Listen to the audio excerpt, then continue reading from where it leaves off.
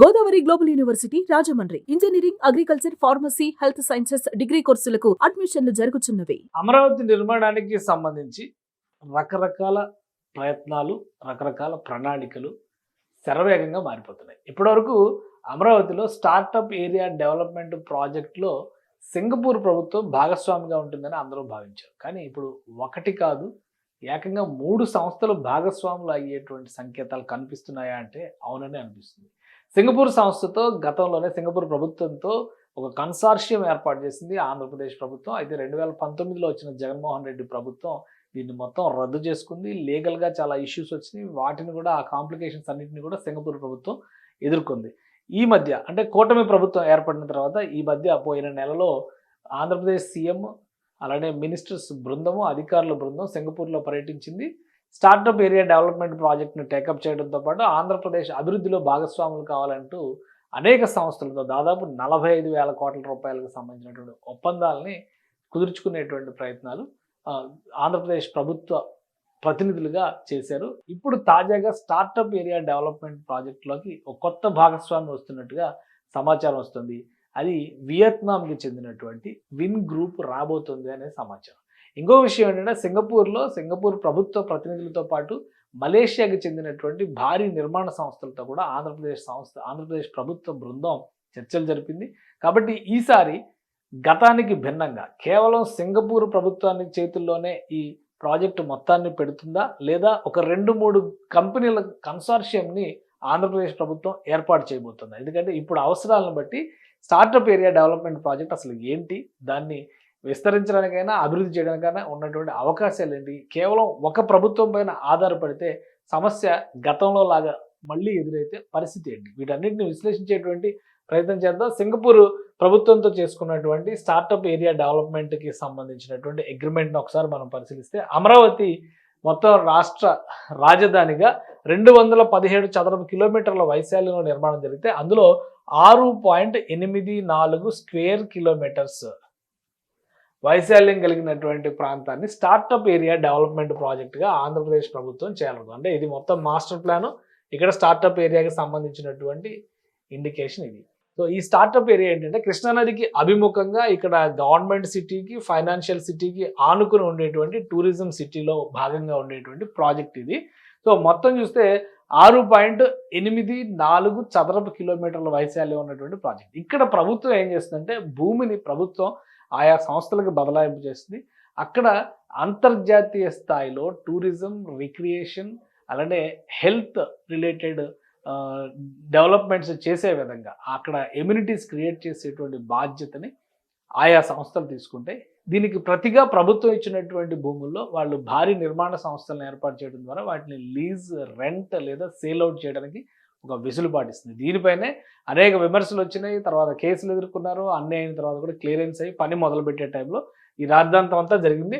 So ఇప్పుడు ఉన్నటువంటి పరిస్థితుల్లో ఒకే సంస్థకి లేదా ఒకే దేశానికి చెందినటువంటి ప్రతినిధులకి మొత్తం ప్రాజెక్ట్ని అప్పగిస్తే కనుక మరింత జాప్యం జరిగితే రాష్ట్రానికి, రాజధానికి తీవ్ర నష్టం జరుగుతుందని చెప్పిన ఆంధ్రప్రదేశ్ ప్రభుత్వం భావిస్తుంది. ఇందులో భాగంగానే సింగపూర్ పర్యటన సందర్భంలో 2 నిర్ణయాలు తీసుకుంది ఆంధ్రప్రదేశ్ ప్రభుత్వం. ఒకటి, సింగపూర్ ప్రభుత్వంతో ఒప్పందాన్ని పునరుద్ధరించుకోవడంతో పాటు ప్రణాళిక విషయంలో సింగపూర్ ప్రభుత్వ భాగస్వామ్యాన్ని కొనసాగించాలని భావిస్తుంది. సింగపూర్ ప్రభుత్వం కూడా అటు నుంచి అంతవరకే ఆసక్తిని చూపించింది తప్పితే పూర్తి స్థాయిలో ప్రాజెక్ట్ని టేకప్ చేయడానికి ఆసక్తి చూపించలేదనేది సారాంశం. ఇది ఫస్ట్ స్టెప్ అయితే, రెండోది మలేషియాకి చెందినటువంటి జైంట్ కన్స్ట్రక్షన్ కంపెనీస్తో డిస్కషన్స్ చేశారు. దీన్ని కూడా భాగస్వాములు చేయడం ద్వారా సింగపూర్ తరహాలోనే మలేషియా సంస్థలకి కొన్ని ప్రాజెక్టులు కేటాయించడం ద్వారా పెద్ద ఎత్తున డెవలప్మెంట్కి అవకాశం ఉంటుందని రాష్ట్ర ప్రభుత్వం భావిస్తుంది. ఇప్పుడు 3వ కంపెనీ వియత్నాం నుంచి వస్తున్నటువంటి మరొక కంపెనీ ప్రతిపాదనలు కూడా వినిపిస్తున్నాయి. వియత్నాంకి చెందినటువంటి విన్ గ్రూప్ ఈ ప్రాజెక్టు పైన ఆసక్తి చూపిస్తున్నట్టుగా సమాచారం వస్తుంది. అసలు ఈ విన్ గ్రూప్ ఏంటి, ఈ విన్ గ్రూప్ రావడం వలన ఆంధ్రప్రదేశ్కి లేదా ఈ స్టార్టప్ ఏరియా డెవలప్మెంట్ ప్రాజెక్ట్కి కలిగేటువంటి ప్రయోజనం ఏంటి, అసలు ఈ విన్ గ్రూప్ కథ ఏంటో ఒకసారి మనం విశ్లేషించేటువంటి ప్రయత్నం చేద్దాం. విన్ గ్రూప్ అంటే ఇదేదో కొత్త గ్రూపే కాదు, మనకు తెలిసిన గ్రూపే. ఇటీవల కాలంలో భారతదేశంలో ఎలక్ట్రిక్ వెహికల్స్కి సంబంధించి వియత్నాంకు చెందినటువంటి విన్ ఫాస్ట్ సంస్థ తమిళనాడు నుంచి యాక్టివిటీస్ని ప్రారంభించింది. టెస్లాకి పోటీగా కార్లు బుకింగ్ ప్రాసెస్ని కూడా మొదలు పెట్టేసింది. తమిళనాడులో ఇది ల్యాండ్ అయింది ఆల్రెడీ ఈ ప్రాజెక్ట్. సో ఈ విన్ గ్రూప్కి చెందినటువంటి ప్రోడక్ట్ ఆ విన్ ఫాస్ట్ కూడా.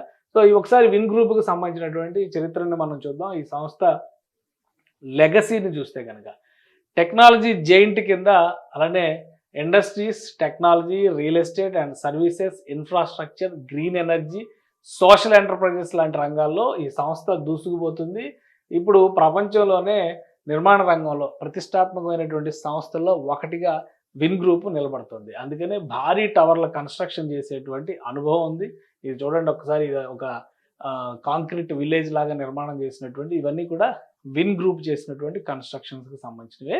విన్ గ్రూప్ 1993లో జర్నీ స్టార్ట్ చేసింది, కానీ 2000 సంవత్సరం నుంచి ఇది వియత్నాం కేంద్రంగా, అంటే ముందుగా ఈ కంపెనీ మొదలైంది ఉక్రెయిన్లో 1993లో, తర్వాత 2000 సంవత్సరం నుంచి Vin group started in Vietnam with 2 key Vin group formerly known as Technocom corporation was found. అంటే ఫస్ట్ టెక్నోకామ్ కార్పొరేషన్ కింద పెట్టారు, తర్వాత అది విన్ గ్రూప్గా మారింది. సో ఇందులో విన్కామ్, విన్ పర్ల్ అనేటువంటి 2 సంస్థల ద్వారా 2000 సంవత్సరంలో వియత్నాంలో ప్రాసెస్ స్టార్ట్ చేసింది.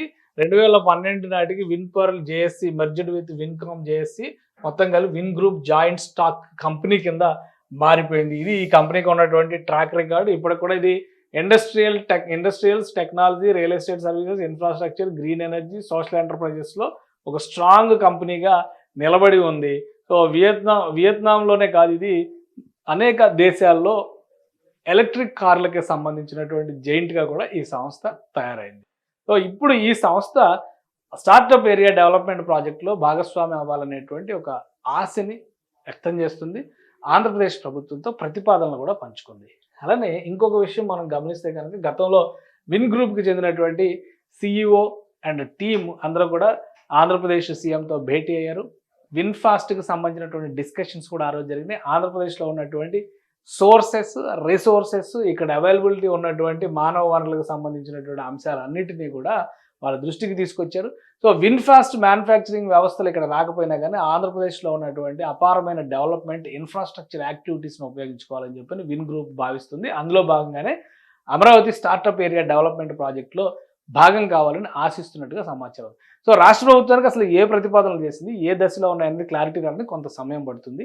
ఆంధ్రప్రదేశ్ ప్రభుత్వం సింగపూర్ ప్రభుత్వ భాగస్వామ్యంతో కేవలం వారి సూచనలు, సలహాలు తీసుకోవడం ద్వారా మరికొన్ని సంస్థలను ఈ స్టార్టప్ ఏరియా ప్రాజెక్టులో ఇన్వాల్వ్ చేసేటువంటి ప్రయత్నం ఉంటుందా, లేదా ఒకే ఒక సంస్థకి, విన్ గ్రూప్ లాంటి భారీ సంస్థకి కేటాయించే అవకాశం ఉంటుందా, ఇది కాలం నిర్ణయించాల్సినటువంటి అంశం. అయితే ఇప్పుడు ఆంధ్రప్రదేశ్ రాజధాని నిర్మాణం జరుగుతున్నటువంటి శైలి, తీరును బట్టి చూస్తే కనుక వీలైనంత వేగంగా ఈ ప్రాజెక్టును పూర్తి చేయాలంటే స్టార్టప్ ఏరియా ప్రాజెక్టును కూడా 2-3 భాగాలుగా విభజించి ఆయా దేశాలకు చెందిన లేదా ప్రతిష్టాత్మక సంస్థలకి ఇందులో భాగస్వామ్యం కల్పించడం ద్వారా త్వరగా ఫలితాలని చూసేటువంటి అవకాశం ఉంటుందని ఏపీ సర్కార్ కూడా ఆలోచిస్తున్నట్టుగా తెలుస్తుంది. సో ఈ విన్ గ్రూప్ ప్రతిపాదనలపైన ఎలా రియాక్ట్ అవుతుంది ఆంధ్రప్రదేశ్ ప్రభుత్వం అనేది చూడాలి.